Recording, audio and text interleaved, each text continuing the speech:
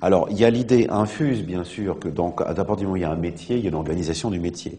Donc, il n'est pas étonnant que le métier s'organise, que ce soit à Com, à Strasbourg ou à Glasgow, puisque ça n'existait pas, mais à Saint-Andrew, par exemple. En revanche, est-ce qu'on peut imaginer une analogie plus profonde entre ces différentes racines opératives? En termes de rituel. Par exemple, est-ce qu'on peut dire, tiens, voilà, je vais poser ma question beaucoup plus simplement, est-ce qu'on peut dire, et ça va être volontairement grossier, est-ce qu'à Strasbourg, au XIIIe siècle, est-ce qu'à Com, un peu avant, est-ce qu'à Kilwinning, au XVIe, est-ce que ce sont des francs-maçons? Moi, ma réponse est claire, c'est non. Oui, c'est une question qui énerve. Hein, c'est quoi les francs-maçons? Voilà, alors pour André Carvela, c'est non. C'est non, c'est qu'on prend des exemples qui sont des exemples effectivement répartis sur le continent européen. Certes, quand on étudie les statuts français, puisqu'il y en a, moi j'ai étudié ceux de Mâcon, dans le texte, comme on dit, j'ai même lu de A jusqu'à Z le livre des métiers de Boileau, c'est XIIIe siècle, il s'avère qu'effectivement, beaucoup d'associations de métiers fonctionnaient, et c'est pas seulement les maçons, exactement sur le même modèle. Je dirais que c'est un modèle administratif. Hein? Et ce modèle administratif, on retrouve beaucoup de choses identiques. Il y a un greffier, qui n'est pas nécessairement d'ailleurs de la corporation, mais qu'on fait venir, parce qu'il faut de temps en temps quand même prendre note des décisions importantes. Il y a des gens qui vont inspecter pour savoir si effectivement les détenteurs du métier le remplissent bien. Donc il faut surveiller, il y a des stewards. C'est un modèle administratif, ce que l'on retrouve d'évidence chez William Shaw, ce que l'on retrouve aussi, même si c'est autre chose et c'est une contre-structure, ou c'est plutôt Shaw la contre-structure, ça se discute dans les chartes Sinclair, on voit bien qu'il ne s'agit que d'administration. Et moi, l'autre hommage que je voudrais rendre à David Stevenson, c'est de bien avoir montré que dans ces fameuses loges opératives en Écosse, il s'agissait essentiellement de points de règlement, de territorialité, de salaire, de concurrence et ainsi de suite. On revient à ce que je disais sur le juridique. De préserver un métier. Oui, tout à fait. Tout à fait. Donc, et les étrangers au métier, c'était les autorités, c'était soit le shérif, c'était soit le noble qui avait justement la justice sur le comté ou sur le secteur plus Oui, alors faut dire pour nos auditeurs et nos amis internautes que le shérif, effectivement, c'est pas américain comme invention, ça vient des croisades, c'était les gens qui faisaient régner l'ordre parmi les nomades dans le désert, c'était ramené des croisades, mais que les premiers shérifs, au sens où l'on entend maintenant, c'est né dans le nord de la Grande-Bretagne. Nous connaissons tous le méchant shérif de Nottingham, voilà. Robin Hood. Absolument.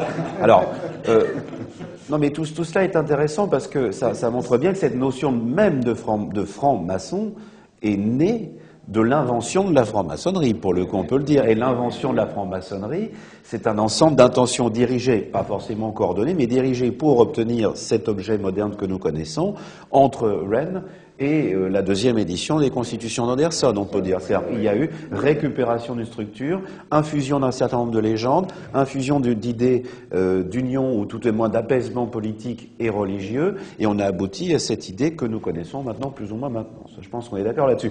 Mais je voudrais revenir, André Carvela, sur quelque chose. Ces fameux ancêtres multiples avaient tous, de façon infuse, l'idée de s'organiser administrativement, juridiquement, vous avez prononcé le terme. Mais vous parlez de la reconnaissance dans le métier. Pour juste une petite question peut-être idiote, est-ce que vous pensez qu'un maître commassin et qu'un maçon d'Irlande pouvaient se reconnaître? Je ne peux pas répondre à cette question. Je suis un historien des faits. Il faudrait que j'ai des faits à produire.